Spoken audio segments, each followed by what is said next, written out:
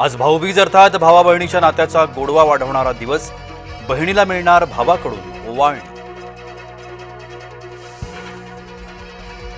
शिंदेंच्या समर्थनानं रवींद्र धंगेकर यांचं भाजपाला आव्हान. धंगेकर यांच्या सूचक वक्तव्यामुळे भुवया उंचावल्या. पुण्यात भाजपा आणि शिवसेनेतला वाद विकोपाला. राऊतांची भविष्यवाणी खोटी ठरेल. नरेंद्र मोदींचं 2029 मध्ये पंतप्रधानपदी असतील. भाजपाचं राऊत यांना प्रत्युत्तर. मुंबईत जोगेश्वरीच्या व्यापारी संकुलाला आग. आगीत अडकलेल्या लोकांची सुटका. अग्निशमन दलामुळे जीवितहानी नाही. मराठवाड्यात तापाचा संसर्ग वाढला. दिवसा ऊन, रात्री गारवा आणि खरेदीला गर्दी. वेगानं होतोय तापाचा संसर्ग.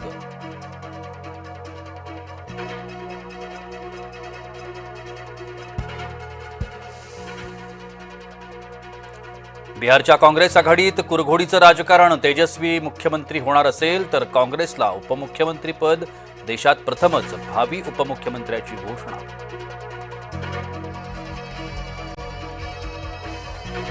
दैव बलवत्तर म्हणून बचावले 166 विमान प्रवासी. इंडिगोच्या विमानातून इंधन गळती. बिघाड लक्षात येताच वाराणसीत विमान तातडीनं उतरवलं.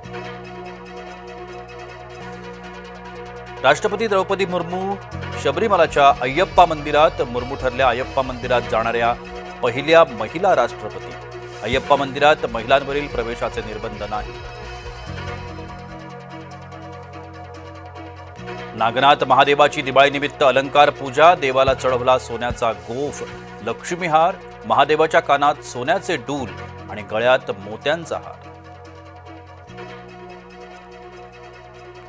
भारतात येताच चोक्सी आर्थर रोड तुरुंगात. फरार मेहुल चोक्सीला भारतात आणण्याचा मार्ग मोकळा. बेल्जियम न्यायालयाकडून मेहुल चोक्सीच्या प्रत्यार्पणाला मंजुरी.